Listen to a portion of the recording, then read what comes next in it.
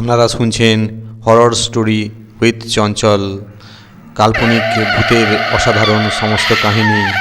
ভূত যখন কথা বলে।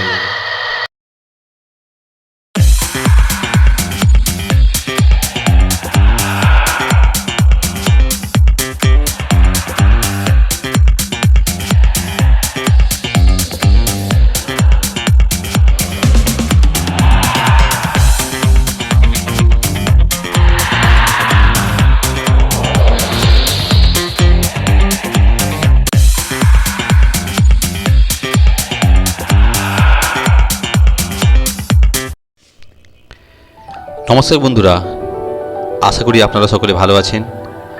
আজকে আমি আপনাদের লীলা মজুমদারের লেখা ভুতুড়ে গল্প পাঠ করে শোনাবো। আশা করি আপনাদের ভালো লাগবে। শেষ পর্যন্ত শোনার আপনাদেরকে অনুরোধ রইল। বাড়িটাতে পা দিয়েই আমার মেজ পিসেমশাই টের পেলেন কাজটা ভালো করেননি।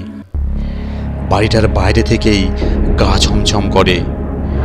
কবেকার পুরনো বাড়ি, দরজা জানালা ঝুলে পড়েছে, শ্যাওলা জন্মে গেছে পুকুরে ফাটলে, বড় বড় অসত্য গাছ গজিয়েছে। ফটক থেকে সামনে সিঁড়ি পর্যন্ত রাস্তাটা আগাছায় ভর্তি, আর তার দুপাশের শিরীষ গাছগুলো ঝোপড়া হয়ে মাথার উপর আকাশটাকে অন্ধকার করে রেখেছে। সন্ধে হয়ে এসেছে, চারিদিকে সারা শব্দ নেই, কেমন একটা সোঁদা সোঁদা গন্ধ নাকে আসছে। মেজ পিসেমশাই হাতের লণ্ঠনটা জেরে ফেললেন।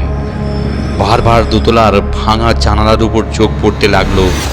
বারবার মনে হতে লাগলো এক্ষুনি জানলার সামনে কে বুঝি সরে গেল।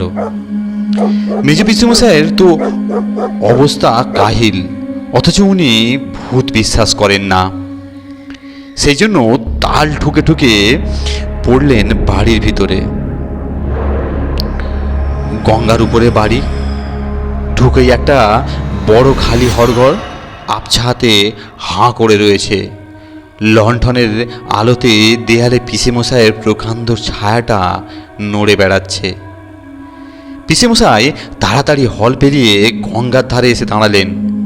প্রকাণ্ড একটা বারান্দা, তার রেলিং ভাঙা, তারপরে এক ফালি সান বাঁধানো চাতাল, তার চারিদিকে সাদা সাদা পাথরের মূর্তি সাজানো। তারপরেই ঘাটের ভাঙা সিঁড়ি জল অবধি নেমে গেছে, তার অসংখ্য ইট জলে ধুয়ে গেছে। সিঁড়ির পাশেই একটা বুড়ো বাতাবি লেবুর গাছ, তার নিচে কবেকার পুরনো ইটের গাদা রোদে পুড়ে জলে ভিজে কালো হয়ে গেছে। গঙ্গার ওপারে জুট মিলের সাহেবদের বাড়িতে আলো জ্বলছে দেখে পিসেমশাই ফোঁস করে একটা নিঃশ্বাস ছাড়লেন। একতলায় বসে থাকলে চলবে না, উপরে যেতে হবে, রাত কাটাতে হবে, নইলে বাজি হেরে যাবেন। ক্লাবে মুখ দেখাতো পারবেনই না, উপরন্তু যোগুর বাবা সোনালি ছাগলটাকে নিয়ে যাবেন। হলের দুপাশে সারি সারি ঘর, তাদের দরজাগুলো আধখোলা, দু একটা বিশাল বিশাল কারিকুরি করা ভাঙা তক্তপোষ, দু চারটে প্রকাণ্ড খালি সিন্দুক, এক আধটা বৃহৎ রংচটা আর আয়না ছাড়া কোথাও কিছু নেই। মেজ পিসেমশাই তাড়াতাড়ি একবার সবটা দেখে নিয়ে এক দৌড়ে উপরে উঠে গেলেন। দোতলাটাও ঠিক একতলার মতো, সেখানেও মাঝখানে প্রকাণ্ড একখানি হল, তার মধ্যে আসবাব কিছু নেই, খালি মাঝখানে একটা প্রকাণ্ড বড় ঘোল নীল রঙের গালচে পাতা, তাতে বহুদিনের ধুলো জমে পুরু হয়ে রয়েছে। আর ঘরের কোণের দেয়ালে একটা সেতার ঝুলছে, তাতে তারের কোনো চিহ্ন নেই। মেজ পিসেমশাই খানিকক্ষণ চুপ করে দাঁড়িয়ে থাকলেন, দেয়ালের দিকে পিঠ করে, যাতে পিছন দিক থেকে হঠাৎ কিছুতে এসে না পড়ে। কিন্তু দাঁড়িয়ে থাকলেও চলবে না, প্রত্যেকটা ঘরের বর্ণনা দিতে হবে, তাই প্রত্যেকটা ঘর একবার দেখা দরকার। ভয় আবার কিসের, ভূত তো আর হয় না। ঘরগুলি প্রায় সবকটাই দরজা খোলা, একেবারে খালি আর ধুলোয় ধূসর। দু একটাতে ভাঙা ভাঙা আলমারি, প্রকাণ্ড জলচৌকি দেয়ালে ঠেস দিয়ে দাঁড়িয়ে আছে। ছাদের দিকে তাকিয়ে দেখেন আলো বেরোবার বড় বড় হুক আছে, আর তার আশপাশে ছটাতে বুলকালির দাগ রয়েছে। মেজে পিসেমশাই দারুণ অস্বস্তি বোধ করতে লাগলেন। তাছাড়া রাতই যখন কাটাতে হবে এখানে, একটা বসবার জায়গা তো চাই। হলের ওপাশে গঙ্গার উপরে চওড়া বারান্দা, গঙ্গায় একটা স্টিমার যাচ্ছে, তাতে মানুষ আছে, আলো জ্বলছে, উপরে শত শত আলো জ্বলছে। মেজ পিসেমশাই রেলিংয়ের কাছে এসে দাঁড়ালেন, ভয় দিতে ভয় করে। যদি ভেঙে পড়ে? হাঁপ ছেড়ে বাঁচলেন। ওই তো জাহাজে কত লোক দেখা যাচ্ছে। আর এনেছিস কই দেখি? চমকে মেজ পিসেমশাই ফিরে দেখেন, গা ঘেঁষে দাঁড়িয়ে আছেন সাদা জাম্বা জম্বা পরা একজন বুড়ো মতো লোক। কি ভালো দেখতে, হাতির দাঁতের মতো গায়ের রং, দাড়ি নেই, লম্বা গোপটা পাকিয়ে কানের উপর তুলে রেখেছে টানা টানা চোখ। আশ্চর্য ফর্সা একখানি হাত বাড়িয়ে বললেন, দে দে, দেরি করিস নে। কখন এসে পড়বে? মেজ পিসেমশাই অবাক হয়ে তাকিয়ে দেখলেন, লোকটার গলায় মুক্তোর মালা জড়ানো, কানে মুক্তো পড়া, হাতের ফুল আঙুলটি হীরের আংটি। হ্যাঁ, এ আবার কে? লোকটি এবার বিরক্ত হয়ে বললেন, তুই কি বোবা হলি নাকি রে? আজকাল সব চাতা চাকর রাখতে আরম্ভ করেছে দেখছি। আছে না নেই? মেজ পিসেমশাই গলা টলা শুকিয়ে একাকার, নীরবে মাথা নাড়লেন। লোকটি হতাশভাবে এদিক ওদিক তাকিয়ে বললেন, একটা বসবার জায়গাও কি এগিয়ে দিতে পারিস না? মাইনে খেতে লজ্জা করে না তোর? আমি আর কে? তাহা বটে, তাহা বটে, আমি এখন আর কে? আমার কথা শুনবি? হঠাৎ কানের কাছে মুখ নিয়ে চাপা গলায় বললেন, অত যে নিলি, তখন মনে ছিল না হতভাগা? এর জন্য তোকে কষ্ট পেতে হবে বলে রাখলাম। কি ভীষণ কষ্ট পেতে হবে জানিস না? তিলে তিলে তোকে ওই রে ওই এলো বুঝি। বিদ্যুতের মতো বুড়ো লোকটি হলের পাশের ঘরটাতে ঢুকে পড়ে দরজাটা বন্ধ করে দিলেন। মেজ পিসেমশাইয়ের যেন কানে এলো স্পষ্ট পায়ের শব্দ। দেয়ালের মতো সাদা মুখ করে লণ্ঠনটাকে উঁচু করে ধরে চারিদিকে ভালো করে দেখে নিলেন, কেউ কোথাও নেই। লোকটা নিশ্চয়ই পাগল টাগল হবে, অত গয়নাগাটি বা পেল কোত্থেকে? কেমন যেন অস্বস্তি বোধ হতে লাগলো। লণ্ঠন হাতে বারান্দা থেকে হলে ঢুকলেন। নিচের তলাটা বরং ভালো, একটা তক্তপোষে বসে বসেই রাত কাটানো যাবে। পকেট চাপড়ে দেখলেন, অশরীরী খুনে লোমহর্ষণ 10 নম্বর খনা দিয়ে দিতে যোগুর বাবা ভোলেনি। রাত জেগে ওইটি পড়ে শেষ করে সকালে সকালে আগাগোড়া গল্পখানি বলতে হবে, তবেই বাজে যেথা। পাহা টিপে টিপে হল পার হয়ে সিঁড়ি দিয়ে নেমে সদর দরজার ডান পাশের ঘরগুলিতে ঢুকে ভাঙা সিন্দুকের উপর লণ্ঠন নামিয়ে তক্তপোষের কোষটা ধুতির খেঁটি ধরে ঝেড়ে থপ করে পিসেমশাই বসে পড়লেন। ময়লা খোঁটটা দিয়েই গলার কপালের ঘাম মুছতে লাগলেন। আহ, বাঁচা গেল।